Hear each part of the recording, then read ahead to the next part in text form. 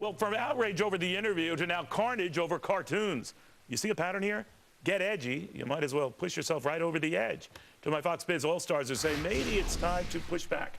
Lizzie McDonald, Rob Basso, and Tracy Burns. Lizzie, you do see a pattern here, don't you? Yeah, you reported, too, on Cavuto on your show, Neil. It's, you know, North Korea getting so bent out of shape. And the FBI, by the way, breaking news today, did say it was North Korea that hacked into Sony because of the movie The Interview. The Penn report saying writers are, their governments are cracking down and doing surveillance on them.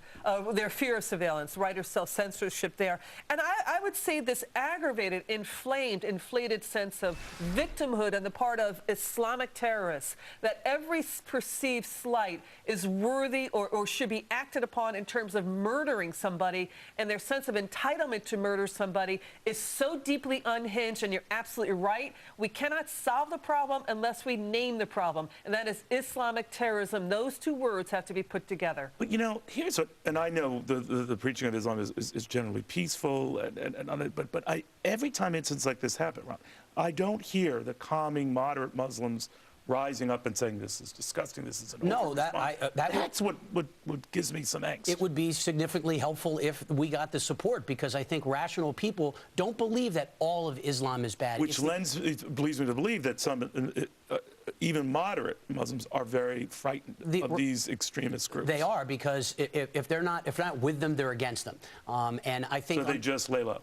I think they lay low. Well, no, they are tweeting on social media. There are moderate Muslims coming out in Paris saying, and in France, saying this was wrong.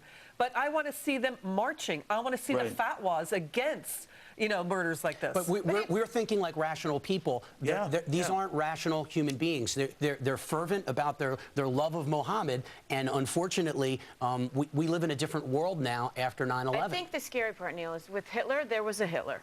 This is not. This could be in somebody's basement in your neighborhood, and you don't know how to corral these people even to begin to stop this problem. Well, you know what? Because they keep popping up like little diseases everywhere. Did you see what Representative Peter King said on Fox News? He said, "Listen, when we had problems with the mafia, we went into Italian communities. When we had problems with the Westies here in Manhattan, we went into Irish communities. And I know the FBI is doing surveillance on mosques here in the United States. I actually know that for a fact. But he's saying we need to be more aggressive like that and get more information out there about who is acting to possibly harm innocent individuals." But I think that's the hardest part, is you don't even know where it's coming from. Now you don't even know what they're targeting. Geez, they're targeting cartoons. What are they going after?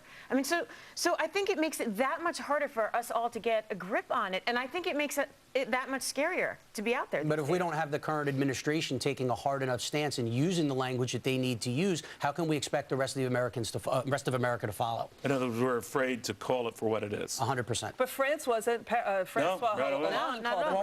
Originally, Obama did not call it a terrorist attack. He did have a subsequent press conference, and he did say it was a terrorist attack. That wasn't his first reaction. He did not say Islamic terrorist. No, he did not say Islamic terrorist. He did not, and he still hasn't. All right. I don't know. It's open game on Jesus and Jews and everything else, but not here.